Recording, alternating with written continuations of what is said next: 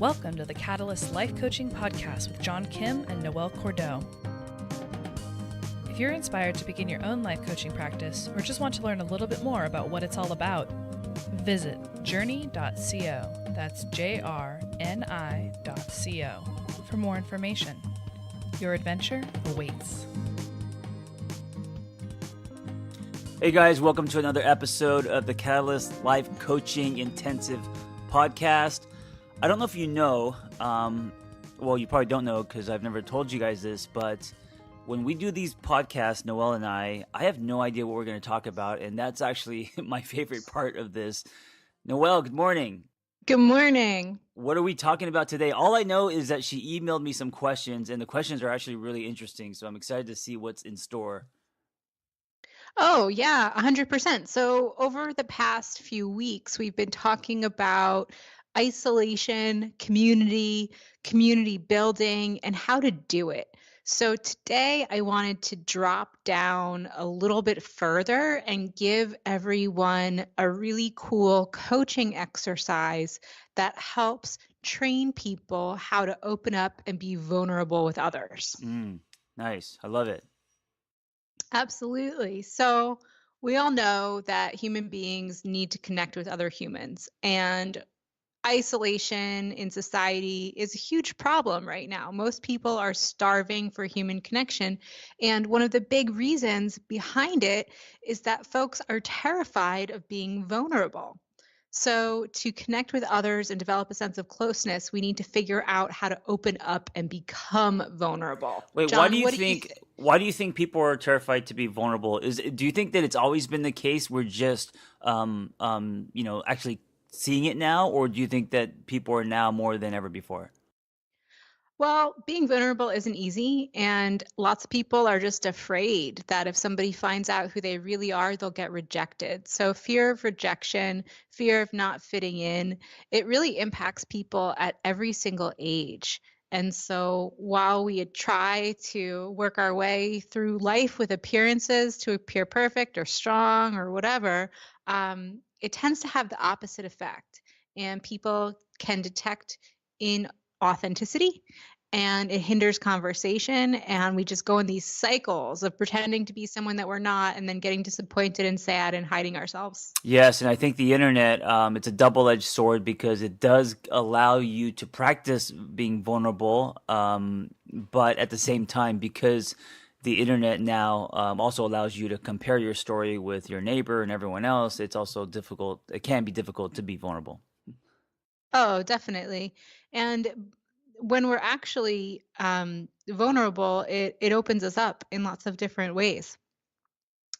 And so we have to think about the pros and cons as we go into this area, and think about, give yourself that pause. It's so much work to be someone that you're not. So John, what would you say to people out there looking for an internal cue about how to behave? You talk about this with the pseudo self versus the solid self. Yes, I talk a lot about pseudo versus solid. It makes sense to me. It's a concept from Marty Bowen that I learned in therapy school with family systems.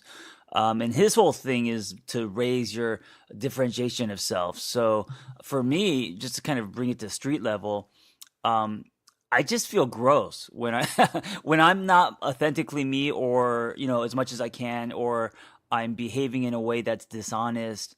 Of course, when I was a teenager and I was in my 20s, that was kind of the natural way. That was kind of normal. But now at 46, I think because I have a better relationship with myself, if I'm fake in any way, I kind of feel like I need to take a shower.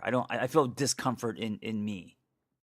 I completely agree. And I think that's a really great example, is the two of us have actually taken the time to build that muscle of authenticity. And if you're listening and you feel like this is something that you struggle with, please know that it doesn't happen overnight, but that the outcomes are that folks are they're actually drawn to people who are real and down to earth, and it makes us more attractive to others in life.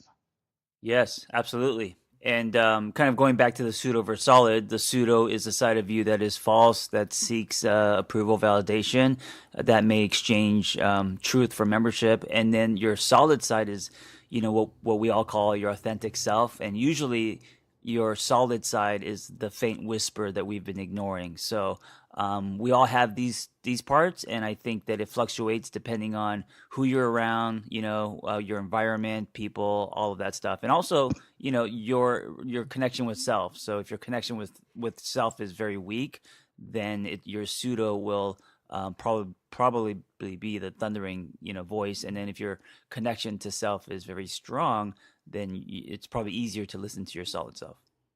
Absolutely. And when we're talking about engaging with others and really building ourselves up to participate in society at large, it's all about getting in touch with yourself and then showing yourself to others. Yeah, which is hard. I mean, it's still hard for me too. I mean, I It's think it's a super it's hard. a, it's a lifelong thing. It is a lifelong thing, and today we're going to go through some resources and tools that you can use as a coach to kind of dig in and start to build that muscle. Because a lot of times people don't think of these social nuances as things that you can build, just like exercising in the gym, but that's not true. There's actually a lot of resources, tools, and techniques out there. Well, let's give them one. So this is called Fast Friends. And this is a questioning exercise that is specifically designed to facilitate connection and closeness between two people. The procedure itself actually mirrors the gradual getting to know you process that relationships typically undergo. And the line of questioning here forces you to do it at an accelerated pace. So, this involves you need a partner to do this exercise. It can be someone that you know well or someone that you're just getting to know. And if you're assigning this to a client, you need to make sure that both the person doing the exercise and the partner are comfortable with the idea of sharing personal thoughts and feelings with each other. So, John, are you comfortable sharing personal thoughts and feelings with me? Yes, I am. Wonderful. And this typically takes about 15 minutes. So, what John and I are each going to do is we're going to take turns asking one another the questions. And if you guys want this exercise, contact us. I'll send it out to you. And each person should answer each question in alternating order so that we really get to know each other. Oh, Then nice. after 15 minutes, you move on to the next step. But we're just going to hit the first one real quick so that you can understand how this goes. So as you guys are listening to us, keep in mind that the flow of these questions mimics the getting to know you behavior that typically lasts in a long-term relationship. Got it.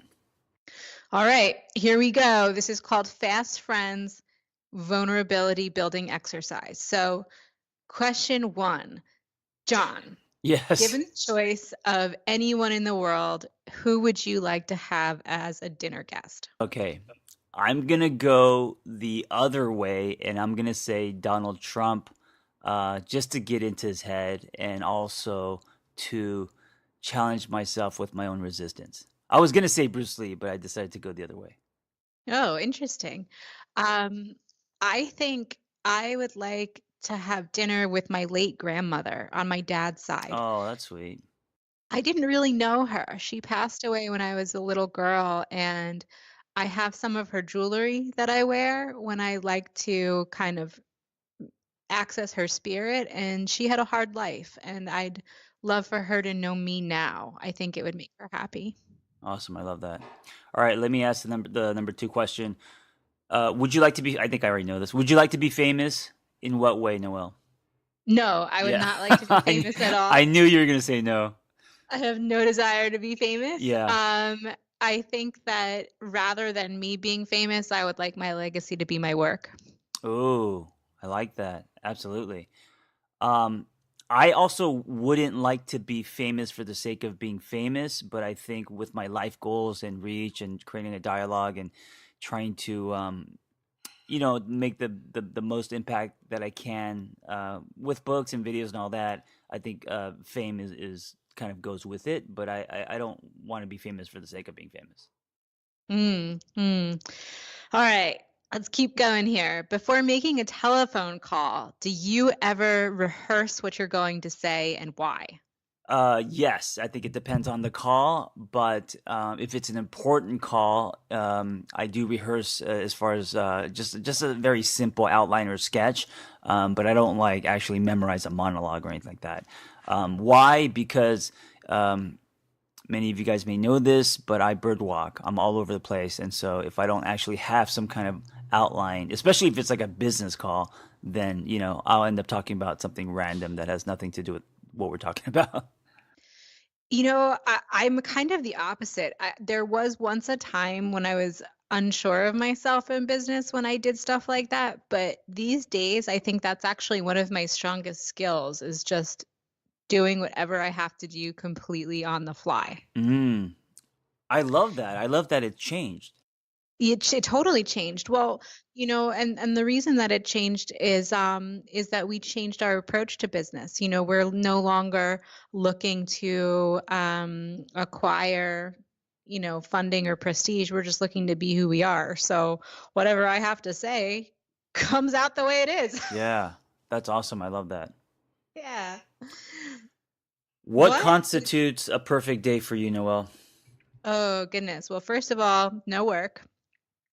So, a perfect day for me is waking up, sleeping in, making breakfast with my husband, going for a long hike, maybe meeting some friends for dinner, and going to bed early. Mine's kind of similar. And I don't know, I don't know why. A perfect day for me is kind of like you, but it would include a nice motorcycle ride. It would include a workout. Definitely something, some kind of food. So yeah, it's gonna be eating out. It's not gonna be cooking at home. So for you, it's making breakfast. For me, it's actually going to a restaurant, being social, uh, really good coffee, and maybe a nap during the day. But yeah, no pressure or stress to get on the computer. That would be a perfect day. And then also ending the day with one thing that I'm really looking forward to. Awesome. Like a dessert? Like this, no, after the dessert, something that's coming up later in the week. Awesome. Awesome. So, when did you last sing to yourself or to someone else? Just about 5 minutes ago, before we came on, I was humming "Third Eye Blind," some '90s band, to They're myself. great. Oh, you know them? Oh, yeah. Oh, okay, yeah, yeah. I don't know what happened to them, but they had that one album, and it was like every song on the album was amazing. Yeah, they're still around. Oh, they're still around. Okay, Yeah, they're still around. We should get you out more, John. exactly. When did I last sing to I sing to my dog George all the time. And I usually sing a song about being happy to wake up in the morning, and my husband thinks I'm the biggest weirdo in the world, but George gets really excited about it. What kind of songs do you sing? Fish? Oh no, these are like, I mean, I wish I could sing fish songs, but no, these are just like Noel nonsense, Oh, things make that you made make up. up. Oh, totally, 100%. These are just, nonsense songs. Question six: if you were able to live to the age of 90 and retain either the mind or body of a 30-year-old for the last 60 years of your life, which one would you pick? Mind or body? Um, ooh, that's rough. Um, I think I'd probably pick body because my mind at 30 was still kind of stupid. I had the same thing. I'm gonna pick body for sure, 100%.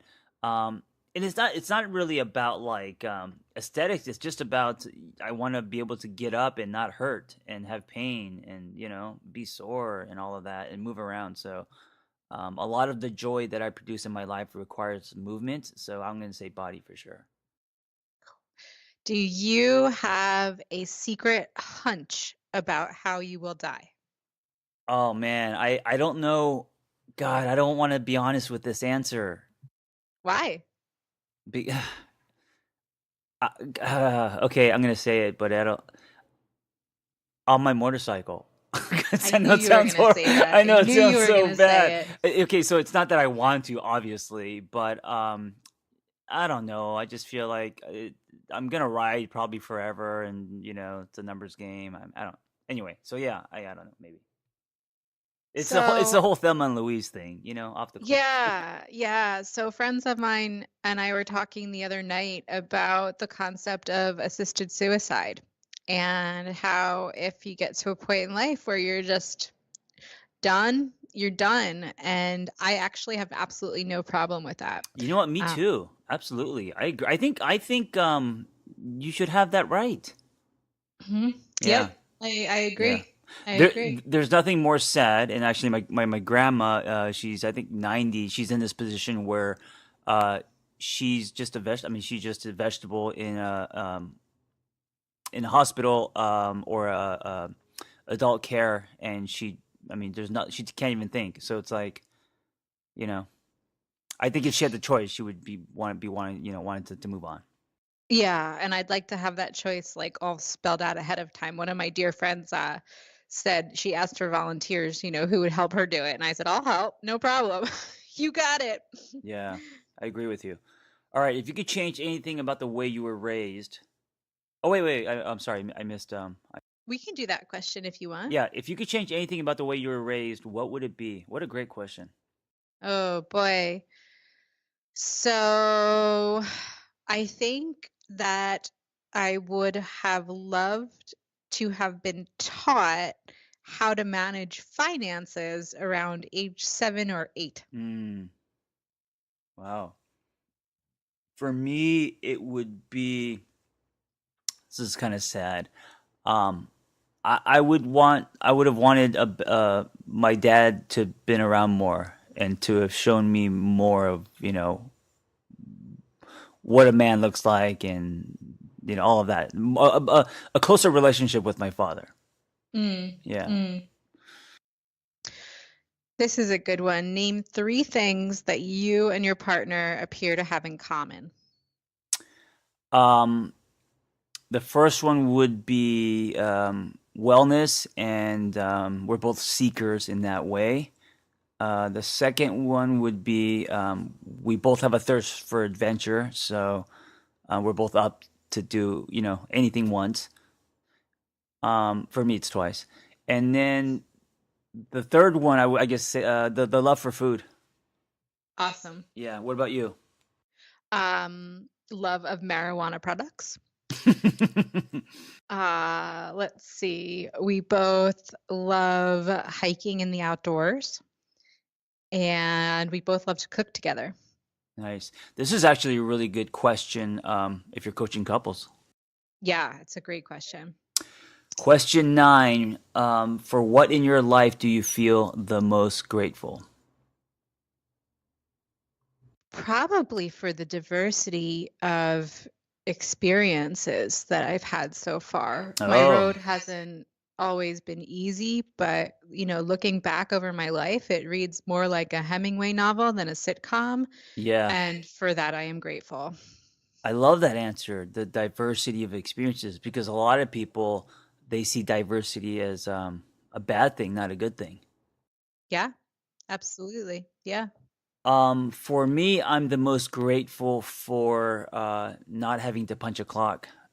I, like many people, have had jobs where um, I was just miserable most of my 30s, and so today to be able to, work from home and design a day that works for you, I am so grateful for that.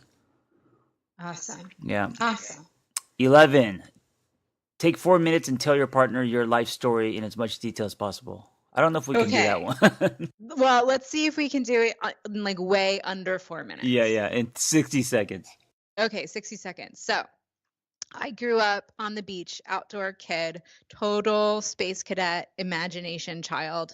Then I fell into eating disorders and depression from a young age. They haunted me through high school, college, my early 20s, fell into an unhealthy marriage, got divorced, started a period of exploration, went to graduate school, didn't finish my PhD, founded a company with you, and have kind of now come full circle to embracing that imaginative space cadet little kid and finally allow her to just be who she wants to be. Oh, I love that ending.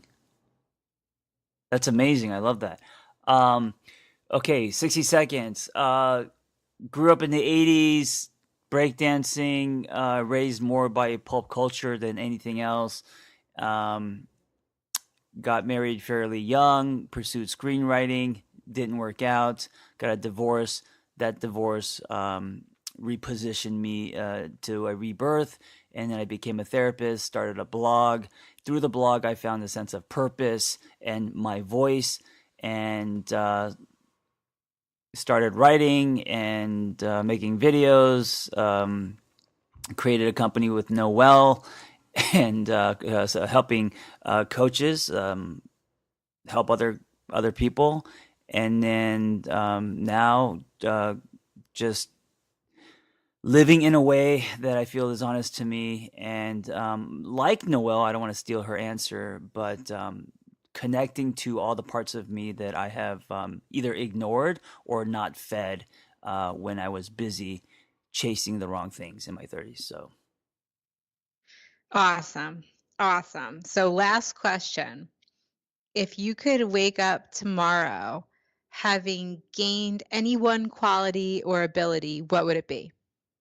So ever since I was a kid, I've always wanted to talk to God, and God never spoke to me through. I have friends that are spiritual and religious, and they always, they have all these stories about kind of hearing God and stuff. And I've always never heard a voice, and I've always thought like God talks to me through the events and the people that are unfolding in my life.